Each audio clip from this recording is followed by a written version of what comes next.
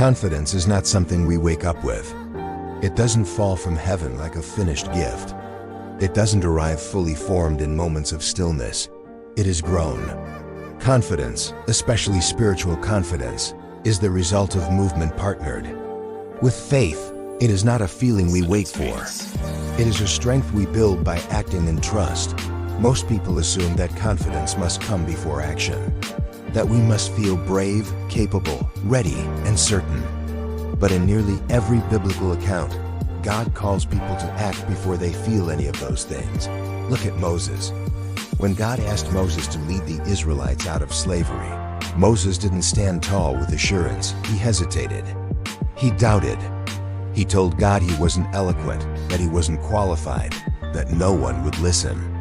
But God didn't give Moses a motivational speech. He didn't inject him with courage. He said, "Now go.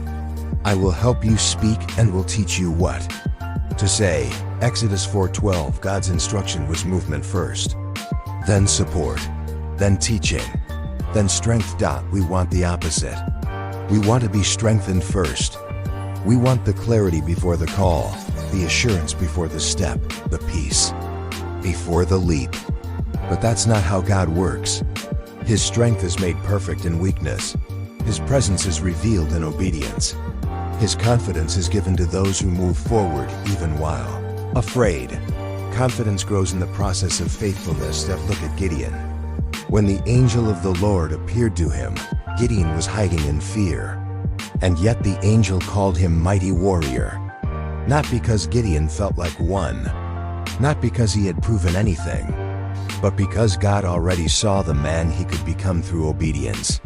As Gideon took each step, tearing down idols, facing opposition, leading his people, his courage grew. And his confidence wasn't in himself. It was in the one who had sent him. Confidence doesn't begin with boldness. It begins with willingness. We often forget that spiritual confidence isn't about becoming fearless. It's about fearing less because we trust more. Every act of faith slowly rewrites how we see ourselves. And more importantly, how we see God. David did not feel qualified to face Goliath. He wasn't a soldier. He wasn't trained. But he had walked with God in private. He had faced lions and bears while protecting sheep. And when the moment came to step forward, he drew on what God had already brought him through. He didn't need to be told he was brave. He needed to be reminded that God had always been with him. That gave him the confidence to step forward, pick up 5 smooth stones, and face the giant. The world saw a boy. God saw a warrior in motion. This is what movement does. It reveals what's already in you. It brings it forward. Action activates what fear keeps hidden.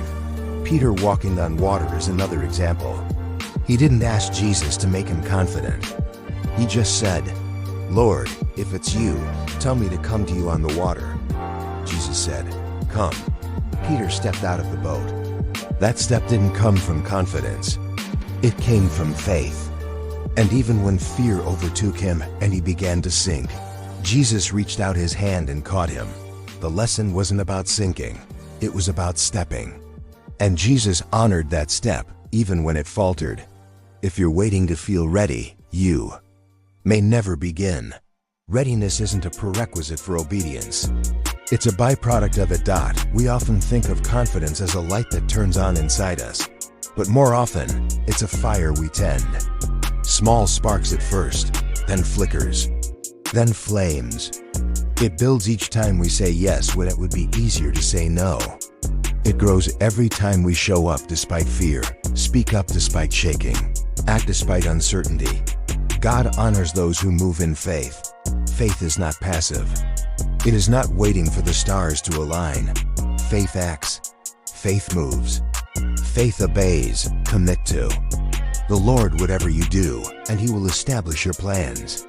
Proverbs 16:3. God doesn't expect perfection.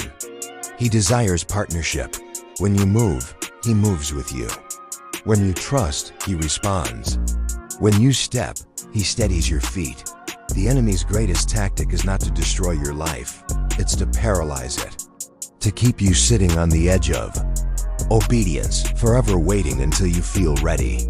But God didn't design you to live stuck.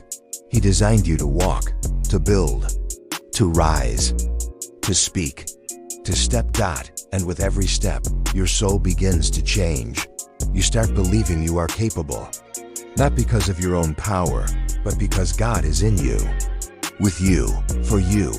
Confidence that is rooted in God cannot be shaken by circumstances. It's not dependent on applause. It's not threatened by failure. It's steady because it's anchored in something eternal. This is why the first step matters so much. Not because it guarantees success, but because it confirms surrender. It says, God, I trust you more than I trust my fear. God, I'll go, even if I don't feel like I have what it takes. God, I'm moving because I believe you will meet me as I do. You may feel weak today.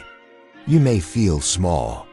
You may feel like the least likely person to succeed at the thing God has placed on your heart. But none of that disqualifies you. In fact, it's often the very thing God uses to show His strength through you. What if the thing you're afraid to begin is the very thing God will use to build your confidence? What if your obedience is the doorway to the strength you've been praying for? What if the step you've been delaying is the key to unlocking the identity God already sees in you? You don't have to have all the answers. You don't have to feel brave.